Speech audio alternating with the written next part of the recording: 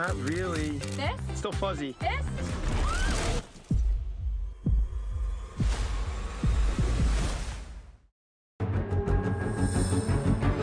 I'm not asking you to trust the system.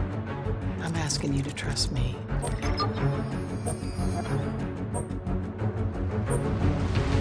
I'm Detective Benson. This is my partner, Detective Stabler. I've dedicated my life to helping victims. You're safe. I got you. So you're not giving up on us? Giving up? I'm just getting started.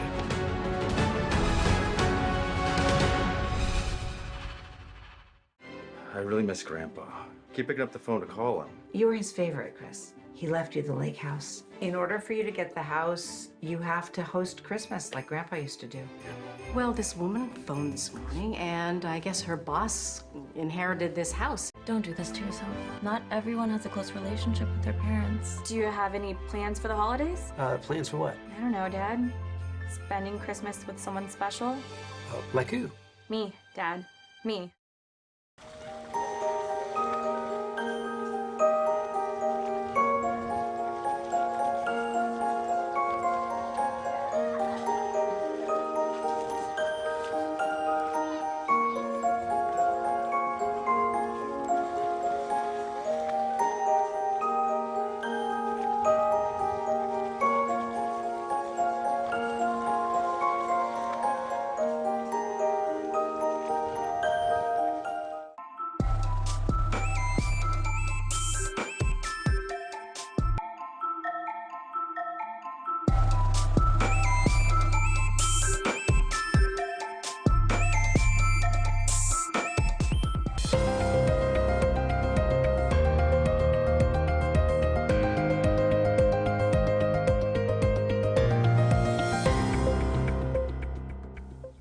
Hello and thanks for joining us for the Midday News. Midday police have apprehended a 35-year-old man accused of filming and distributing a video of two teenagers in an intimate act at the Coronation Drive Reef, a recording that went viral on social media. Midday PPC Acting Superintendent Robert Baim identified the suspect as Hudson Pinga of Korobu in Ambunti Drekekia, East Sepik Province. Pinga, who allegedly recorded the teenagers during their date, is accused of not only filming but also threatening, assaulting, harassing and stealing from them before fleeing the scene. The suspect surrendered to police following intense social media backlash. He has been charged under the Cybercrime Act 2016. Projections for 2025 in the tax collection sector is expected to reach 19.4 billion kina, reflecting ongoing economic progress and the IRC's sustained efforts. Prime Minister James Marape, in commending the performance of IRC in the last 5 years, also stated that an impressive 65 billion kina in tax revenue was collected over the last 5 years, indicating a growth of 20% per year. This growth rate surpassed the average GDP growth rate of 11% during the same period.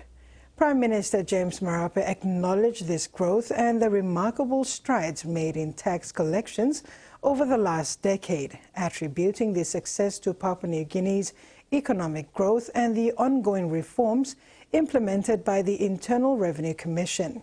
He said these numbers highlight the effectiveness of the IRC's reforms and the growing compliance among taxpayers, a positive sign of the country's economic resilience. The EU Straight PNG program is making a real difference. Focused on fostering a resilient economy, the program is empowering local communities, especially women and youth, while boosting sustainable agriculture. Over the years, the program has rehabilitated 3,000 hectares of cocoa blocks, established nurseries and planted millions of cocoa seedlings resilient to the cocoa pod borer pest.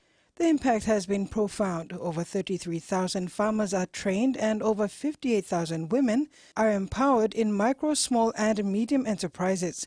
The program has also helped legalize 750 businesses, creating thousands of full-time jobs. By 2026, the program aims to significantly increase production, especially in high-demand crops like cocoa and vanilla, creating further economic opportunities for rural communities. But it's not just about crops. The EU Straight PNG program is also working to improve infrastructure, rehabilitating over 200 kilometers of rural roads and setting up renewable energy solutions. Inclusivity is a key focus, with youth and women leading in decision-making processes, ensuring their voices are heard in agribusiness development. In West Sepik, a new partnership between the Cocoa Board and the provincial administration is paving the way for sustainable cocoa farming beyond the program's duration. These innovations, including solar dryers and vacuum sealing for vanilla, are helping farmers increase their product quality and market competitiveness. With new agreements signed and a growing network of partners, the EU Straight PNG program is set to continue driving positive change across Papua New Guinea. Through these initiatives, the program is helping build a more inclusive. Department of Personal Management Secretary Tyas Sansan has reminded department staff to prioritize service delivery in their line of work. She said this when addressing staff during the launch of the department's corporate wear. Secretary Sansan informed staff that there will be no travel budget for 2025 and urged staff to work smart through the use of technology. Sansan commended their staff for their hard work throughout the year and acknowledged the new corporate wear. Secretary Sansan also announced that the executive management has endorsed the annual management report and the management action plans for the department and are ready to be presented at the 2025 Public Service Dedication Service. NASFAN has announced the addition of City Pharmacy Limited and Crown Hotel to its employer-to-employer discount program. This initiative offers inclusive benefits to over 2,000 registered employers, enhancing support for their employees' superannuation savings. CPL is providing a 15% discount on prescriptions and an additional 10% off other products, while Crown Hotel is offering a 15% discount on accommodation and venue hire. To take the advantage of these discounts, employers must be registered with NASFAN and present their employer ID and registration certificate. NASFAN emphasized the importance of these partnerships in strengthening relationships with employers, enhancing business support and adding value to the superannuation journey of Papua New Guineans. Vanuatu's top court has dismissed a constitutional challenge to the dissolution of the nation's parliament, clearing the way for a snap election. Voters will go to the polls in January 2025 after the Supreme Court found a political power play to dismiss the last government was constitutional. It will be the third election in 4 years for the notoriously politically unstable Pacific nation. Faced with a no-confidence motion in November, the Charlotte Salwai-led government recommended to the president that he instead dissolve parliament, who accepted. Just 4 kilometers from Papua New Guinea, but still in Australian territory, one man has started a coffee shop in one of the most northern parts of the Torres Strait on Saibai Island. Coffee is best served with a view of our northern neighbours' shores. Sometimes when you're on the road it can be hard to find coffee, but here on Saibai Island, 9 degrees south of the equator, we think we've found Australia's most northern coffee. Let's grab one. One of the dongos on the island here that accommodated the police and the border force, they had a brewster machine there, so that interested me to do a coffee gig here. Mostly the locals like the hazelnut beans, so they usually go out really fast. They're really interested, you know, it's something different and boost you up in the morning and your day is going to be really good. When it's turned on, then everybody knows that the coffee is operating. So it's a small community. People will send that message word by mouth. Okay, enjoy.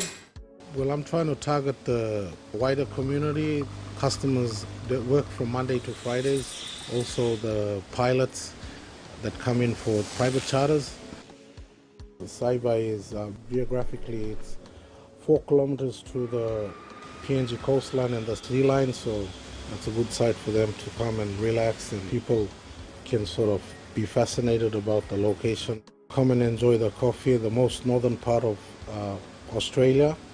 Enjoy it on Saibai Island. NRL star Ezra Mam has been fined and had his license suspended after a head-on car crash earlier this year while on a cocktail of drugs.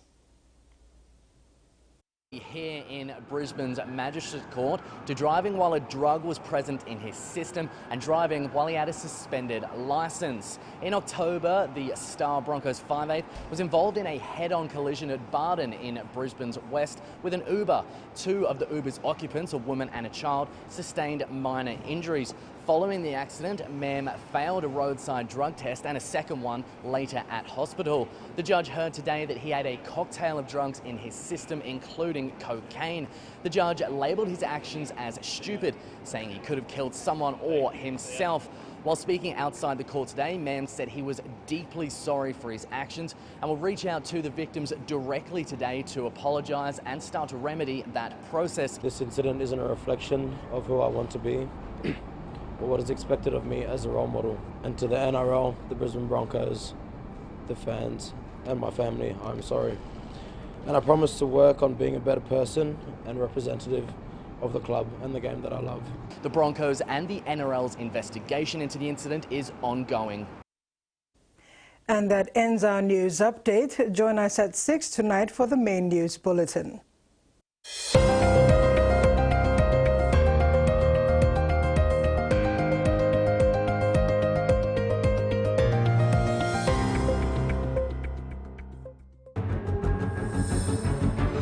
I'm not asking you to trust the system. I'm asking you to trust me.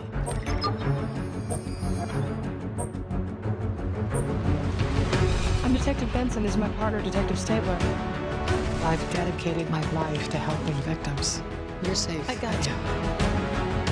So you're not giving up on this? Giving up? I'm just getting started.